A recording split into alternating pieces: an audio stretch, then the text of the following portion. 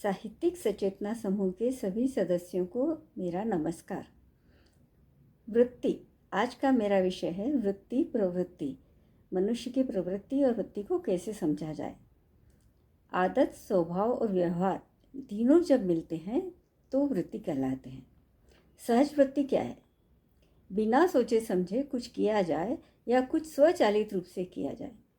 सहज वृत्ति या सहज व्यवहार सभी पशु प्रजातियों के अस्तित्व के लिए महत्वपूर्ण है।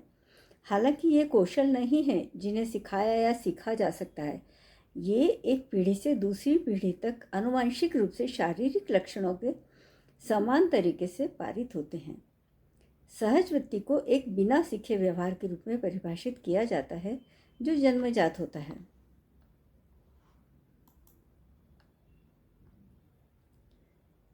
वृत्ति किसी व्यक्ति की मानसिक तस्वीर या प्रतिच्छाया है जिसके आधार पर वह व्यक्ति किसी घटना के प्रति अपना अनुकूल या प्रतिकूल विचार प्रकट करता है। ऋषि मुनियों ने वृत्ति का अर्थ मन में उठने वाले विचारों की अभिव्यक्ति को कहा है। चित्त मन है, वृत्ति विचारों को प्रकट करती है, योग मन को शांत करता है और उसे विचारों से मुक्त करता है। वृत्ति मुख्यतः 4 प्रकार की होती है। जैसे यदि खुशी मिल जाएगी तो, लेकिन जरूरी नहीं है कि वह स्थायी हो। शास्त्रों में लिखा है कि आपकी खुशी का संबंध आपकी वृत्ति से है। आदत, स्वभाव और व्यवहार तीनों जब मिलते हैं तो वृत्ति कहलाते हैं। हमारे भीतर 4 प्रकार की वृत्ति होती है: देवी वृत्ति, मानुषी वृत्ति, पशु वृत्ति और संत वृत्ति। देवी वृत्ति खुशी और गम दोनों से ऊपर उठने की स्थिति है। यह पुण्य से मिलती है।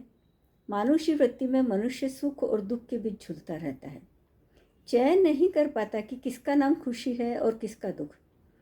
तीसरी वृत्ति होती है पशु की। पशु हर हालत में मजबूर है अपनी खुशी अपने दुख के लिए, उसके पास अपनी कोई स्वतंत्रता नहीं होती। चौथी संत वृत्ति, जो बड़ी महत्वपूर्ण है। इसमें यह विवेक जाग जाता है कि आप किसे सुख मानते हैं और किसको दुख मानते हैं। इस वृत्ति में किसी के प्रति आग्रह नहीं होता। सुख आया तो भोग लेंगे और दुख मिला तो सह लेंगे। एक कहानी द्वारा संत वृत्ति और सहज वृत्ति को समझने का प्रयास करेंगे। बोध कहता है, एक समय की बात है, गौतम बुद्ध किसी उपवन में विश्राम कर रहे थे। तभी बच्चों का एक समूह आया और पेड़ों पर पत्थर मारकर आम तोड़ने लगा। तभी एक पत्थर महात्मा बुद्ध के सिर पर लगा और खून बहने लगा। बुद्ध की आंखों से आंसू आ गए। बच्चों ने देखा तो भयभीत हो गए और क्षमा याचना करने लगे। उनमें से एक बच्चे ने कहा, हमारी भारी भूल हो गई है, हमारी वजह से आपको पत्थर लगा और आपको आंसू आ गए, हमें क्षमा कर दें।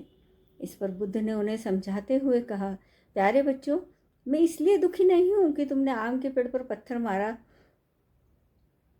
मैं इसलिए दुखी हूँ या मुझे पत्थर लग गया। पेड़ ने तो बदले में तुम्हें मीठा फल दिया, लेकिन मुझे लगने पर मैंने तुम्हें सिर्फ भय दिया। आम से फल गिरना पेड़ की सहज वृत्ति है और बुद्ध के वचन संत वृत्ति।